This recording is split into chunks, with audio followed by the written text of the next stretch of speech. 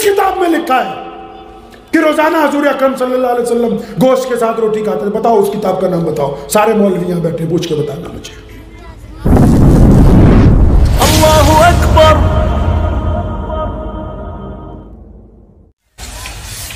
आप अपनी अपनी मस्जिद में जहां नमाज पढ़ने जाते हो, कितनी बार उस मस्जिद में झाड़ू मारा है?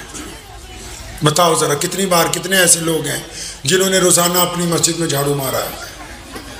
देखो इधर घूम के, इस दूसरे की शक्लें देखो। हम में अब ऐसा कोई नहीं है। किस दीन की बातें करते हो? कुरान पाक की बेतरतीबी आपकी मस्जिदों की जीनत नहीं है। अब अभी जाएंगे तो किलो के हिसाब से मिट्टी निकलेगी। लोग कहते थे कि उर्दू बाजार चले जाओ, जामा मस्जिद के पास उर्दू बाजार है, कभी वहां किताबें मिलती थी, और आपने उस उर्दू बाजार को बदल के पूरे भारत में उन मस्जिदों के बाहर अब पाए कोरमा बिरयानी मिलती है। मुसलमानों, ये खुद तय कर लो, सरकार को बाद में कोसा करो, पहले अपने गिरेबान में भी झांक के देखो कि हम कर क्या रहे हैं, किस मुकाम पर खड़े हैं। हैरानी होती है बाज़ औक़ात देख के, सुबह उठो गोश्त, दोपहर उठो गोश्त, शाम को गोश्त, रात को गोश्त। कभी इनसे पूछा कि रसूलुल्लाह ने कितनी बार गोश्त खाया है? किस किताब में लिखा है कि रोजाना हुजूर अकरम सल्लल्लाहु अलैहि वसल्लम गोश्त के साथ रोटी खाते थे? बताओ उस किताब का नाम बताओ। सारे मौलवी यहां बैठे, पूछ के बताना मुझे। जिस नबी ने एक वक्त फाका किया हो और एक वक्त फिर पानी के साथ रोटी दबो के खाई हो, जिस नबी ने दूध को पसंद किया हो, उसकी उम्मत को सुबह भी, दोपहर भी, शाम भी, हर वक्त, हर सालन में सिवाय गोश्त के और कुछ नहीं चाहिए, तो इनकी अकल में जानवरों का दिमाग नहीं आएगा, तो फिर क्या इनमें कोई इमाम अबू हनीफा पैदा होगा? झुट्टा ही क्या हो ना उसे, भैंसे को। जिम्मेदार है तुम्हारे में कोई? खेत से आए कुछ? सारे जिम्मेदार हो ना? दो झुट्टों को एक जगह बांध सकते हो एक खूंटे पे हैं? तो जो सुबह शाम दोपहर हर वक्त ही वही खा रहे हैं। बादाम खाने से अकल आती है, पपीता खाने से पेट ठीक होता है, तो जो सुबह दोपहर शाम सिवाय उसके कुछ खा ही नहीं रहे, तो इनकी अकल वो नहीं हो गई? किस हद तक हो गई, अंदाजा लगाओ कि हमने किताबों की दुकानों की जगह बिरयानी की दुकानें खोल दी। नबी अलैहिस्सलाम की सबसे प्यारी सुन्नत, सबसे आला सुन्नत, सबसे खूबसूरत सुन्नत कौन सी है? मुझे पता नहीं, मौलवी साहब से पूछूंगा।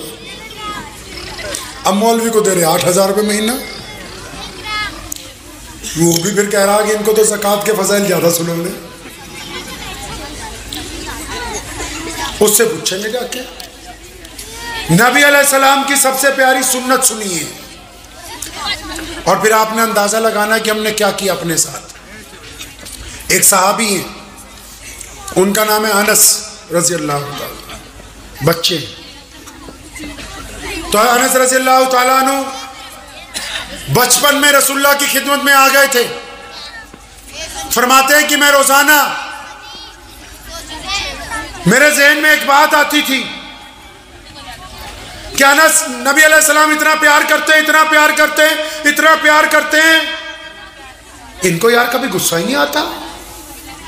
इनको गुस्सा नहीं आता कभी?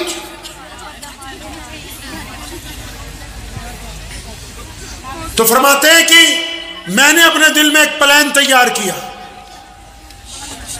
फरमाते हैं कि मैंने ये सोचा कि कुछ ऐसा मौका बनाया जाए, ऐसे हालात बनाए जाएं कि प्यारे नबी अलैहिस्सलाम मुझ पर गुस्सा हो और मेरे एक आधी चपत या एक आधा मुक्का लग जाए, ताकि सारे साहबा ये कहते हैं कि रसूलुल्लाह हमसे बड़ा प्यार करते हैं, तो इन 1,24,000 साहबा में सिर्फ अनस ये कहेगा कि मैंने रसूलुल्लाह की मार भी खा रखी है।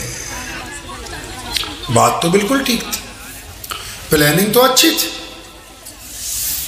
कि अपने आप को मुनफरिद बनाना कोई बुरी बात नहीं कि सब लोग कहेंगे अनस को ये दर्जा भी मिला।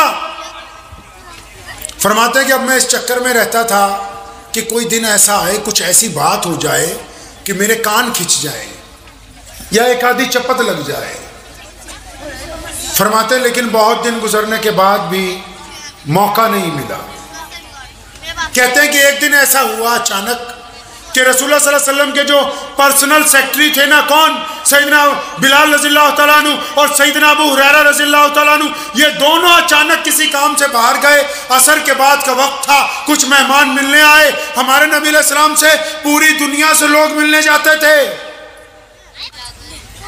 अनस फरमाते रज़ियल्लाहु तआला अन्हु कि मौका मिल गया मुझे, असर में कोई नहीं था, मेहमान आए, रसूलुल्लाह ने कहा नाश्ता लाओ। मैं बाजार गया और बाजार जाके सोचा आज नाश्ता नहीं लेके जाना, रसूलुल्लाह नाउज़ुबिल्लाह नाराज होंगे और फिर मेरी पिटाई होगी, नाश्ता लेके ही नहीं गए। बहुत देर गुजर गई तो देखा मस्जिद नबी में से खुद नबी अलैहि सलाम बाहर आ रहे हैं, खुद अल्लाह के नबी बाहर आ रहे हैं। जब बाहर आ गए अनस घबराए, उठ के खड़े हुए, नबी अलैहिस्सलाम को देखा। आप सल्लल्लाहु अलैहि वसल्लम के चेहरे पे परेशानी के आसार हैं। नबी अलैहिस्सलाम की निगाह हज़रत अनस पर पड़ी। बच्चे हैं ना, और रसूलुल्लाह सल्लल्लाहु अलैहि वसल्लम तेज तेज कदम से आगे बढ़े। फरमाते मैं भी 4 कदम चला। फरमाते जब नबी करीब आए तो उन्होंने पूरी ताकत के साथ, अपनी पूरी ताकत से मुझे अपनी छाती से लपेटा, मेरे सर पे हाथ फेरा, मेरे कंधों पे हाथ फेरा, और नबी अलैहिस्सलाम की आंखों में आंसू हैं। और कहा मेरे बेटे अनस, मैं तो समझा कहीं आप गिर गए होंगे, आपके चोट लग गई होगी, आप परेशान हो गए होंगे।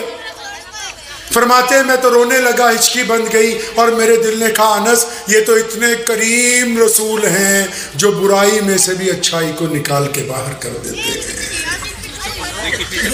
रसूलुल्लाह की सबसे अच्छी सुन्नत क्या है? क्या सुन्नत रसूलुल्लाह की सबसे प्यारी सुन्नत? रसूलुल्लाह की सबसे प्यारी सुन्नत मुस्बत सोचना, पॉजिटिव सोचना, अच्छा सोचना, दूसरे के मुतालिक अच्छी राय को कायम करना, दूसरे के मुतालिक नेक ख्वाहिशात रखनी। सहाबा ने कहा था एक मरतबा या रसूलुल्लाह फला बंदे पे शक है, हमें कि ये ईमान वाला नहीं रखता। गुस्सा हुए, फरमाया छाती फाड़ के देखिए। हम क्या करते हैं? हम क्या करते हैं? हम क्या करते हैं जब एक उठ के जाता है तो बाकी? हम क्या करते हैं जब एक उठ के जाता है मजलिस में से तो बाकी क्या करते हैं जी? उसकी बुराई। जब वो उठ के जाता है तो बाकी क्या करते हैं? उन दोनों की बुराई। मियाँ क्या करता है? बीवी की बुराई। बीवी क्या करती है? शौहर की बुराई। बेटा क्या करता है? बाप की बुराई। बाप क्या करता है? भाइयों की बुराई। हमने तो रसूलुल्लाह की सुन्नत को सिरे से ही खारिज कर दिया। हमने तो सोचा मूछे कटवा ली, पजामा टखनों से ऊंचा कर लिया, बस नबी राजी हो गए। ये किसने समझा दी बात? रसूलुल्लाह की सबसे कायनात में प्यारी सुन्नत है। ये दीन हम तक इसलिए पहुंचा कि नबी अलैहिस्सलाम जब सोचते थे पॉजिटिव सोचते थे, उनके सहाबा जब सोचते थे पॉजिटिव सोचते थे। आज भी पूरी दुनिया के जो मुसलमान हमें छोड़ के जब सोचते हैं पॉजिटिव सोचते हैं। और हम कैसे सोचते हैं बताओ ईमानदारी से दिल पे हाथ रख के? क्या हमने कभी सही सोचा है? फिर काहे का रोना है यार कि हमारी नमाज नहीं होती, रोज़ा नहीं होता, हज नहीं होता। कुरान ने कहा ना वही लुल्ली कुल्ली हुमाज़ातिल लुमाज़ा कि वैल और तबाही है उन लोगों के लिए जो दूसरों की चुगलियां करते भी हैं और फिर उनको आगे सप्लाई भी करते हैं। हम तो दीन को धंधा समझ रहे हैं, हम तो इसको एक कारोबार की तरह इस्तेमाल कर रहे हैं कि बस एक्स्ट्रा ऑर्डिनरी। जब मस्जिद में जाएं तब हम मुसलमान हो, बाहर हम बेईमान। मस्जिद में हम मुसलमान, बाहर हम सूदखोर। मस्जिद में हम मुसलमान, बाहर हम शराबी। मस्जिद में मुसलमान, बाहर हम गाना बाना बजाने वाले। ये कौन सा दीन है भाई? ये तो इस्लाम नहीं है। ये किसने समझा दी आपको ये बात? हर एक बंदे को एक ही नाराजगी है। क्या बात है भाई? फलां ने मेरे साथ ये कर दिया, फलां ने मेरे वालिद मोहतरम शेर सलाम मौलाना हबीबुर रहमान लुधियानवी रहमतुल्लाह अलैह के पास ही हमने बचपन में तरबियत हासिल की। बड़े होके भी बस उन्हीं से पढ़ा, उन्हीं से सीखा। एक बात अक्सर रोज़ाना कहा करते थे, किसी ने आ जाना हजरत वो फलां बंदा ये काम खराब कर रहा है, तो एक बात कहते थे मेरे बच्चे ये तो बता कि तूने अपने देश के लिए, तूने अपने दीन के लिए, तूने अपनी समाज के लिए, तूने अपने मजहब के लिए क्या अच्छा काम किया, बस वो बता दे मेरे बच्चे। कोशिश करेंगे अच्छा मुसलमान बनने की इंशाअल्लाह। पक्की कोशिश, सच्ची पक्की? हाँ बिल्कुल पक्की कोशिश कीजिए कि आप अच्छे मुसलमान बन जाएं। बनेंगे इंशाअल्लाह। देखो अगर आप ये तनकीद एक दूसरे पर करते रहेंगे, सुनो तनकीद का नुकसान सुन लो। आप तनकीद करेंगे, दो भाइयों में नाराजगी हो जाएगी। दो भाइयों में नाराज़गी होगी तो मस्जिद की जमात में नमाज में जो 5 वक्ता नमाजी आते हैं उनमें नाराज़गी हो जाएगी। उनमें अगर 2 गिरोह होंगे तो मोहल्ले में भी दो गिरोह बन जाएंगे। मोहल्ले में 2 गिरोह होंगे तो पंचायत में भी नाराज़गी हो जाएगी। पंचायत में भी अगर नाराज़गी होगी तो सियासत में भी आपको नाकामी, मतलब आपस का इंतशार इतनी बुरी चीज़ है कि घर से चलेगा, चलता चलता आगे चलता चला जाएगा। तो इसलिए अपने दिल को थोड़ा बड़ा रखें, थोड़ा फराख दिली का मुजाहरा करें। दूसरों के ऐब छुपा लेना सवाब का काम है, बताना कोई सवाब नहीं। दूसरों को बर्दाश्त कर लेना, अपने दिल को बड़ा कर लेना, हिम्मत का मुजाहरा करना, इस्तकामत का मुजाहरा करना, वो बड़ी बात है। इजलत के अंदर किसी पे इल्ज़ाम लगा देना बड़ी बात नहीं है। मुझे उम्मीद है कि आपको ये वीडियो पसंद आई होगी। अगर पसंद आई हो तो ये आप अपने दोस्तों के साथ शेयर करें और इस चैनल को सब्सक्राइब ज़रूर करें।